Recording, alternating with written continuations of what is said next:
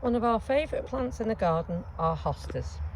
We really come to appreciate these as amazing plants for their colour. So we don't really grow them for flowers, although you can see that this one is flowering or starting to flower at the moment. But people grow hostas for their different and attractive leaves.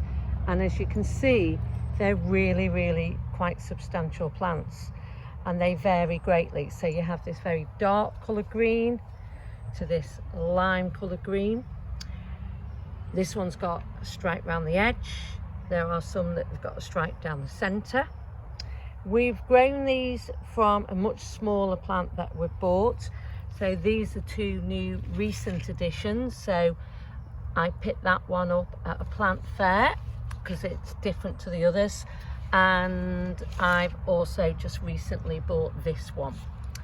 So you can get them all different colours. You can then put them next to a similar coloured plant if you wish to, or something that will show off a different flower.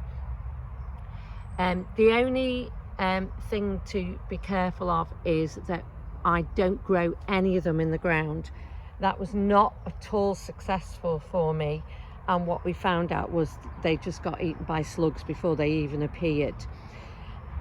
You do need to keep an eye on pots and pot them on, so you'll make lots of other plants. You'll know it needs potting on because this plant actually will need a pot on next year. And what happens is you get a centre to the pot where there is none of the plant. Okay, so none of the plant is now in the centre and it's all around the edge.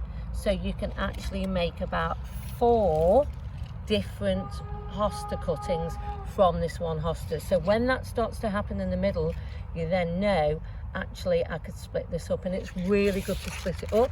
You'll make about 5 plants that will grow this big again. The only other issue that we get is that we do get some slug or snail damage, and that's what's happened here. But you can see that lots of the others don't. So this is now a time for me to do something about this, because the slugs are obviously around.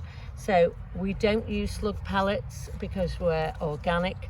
We use something called nematodes. So we buy nematodes, we just buy them online in a pack. You dilute it and spray it on, and they basically live off the slugs or the snails.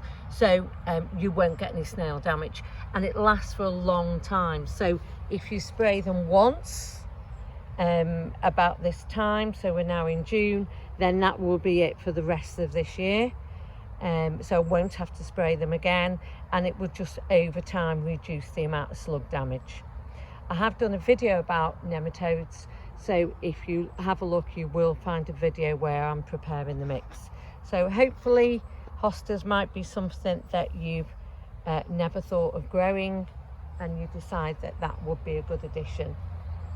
I'll just have a quick look over here around the rest of the garden at the moment. So it's June here and we have lots of different things in flower.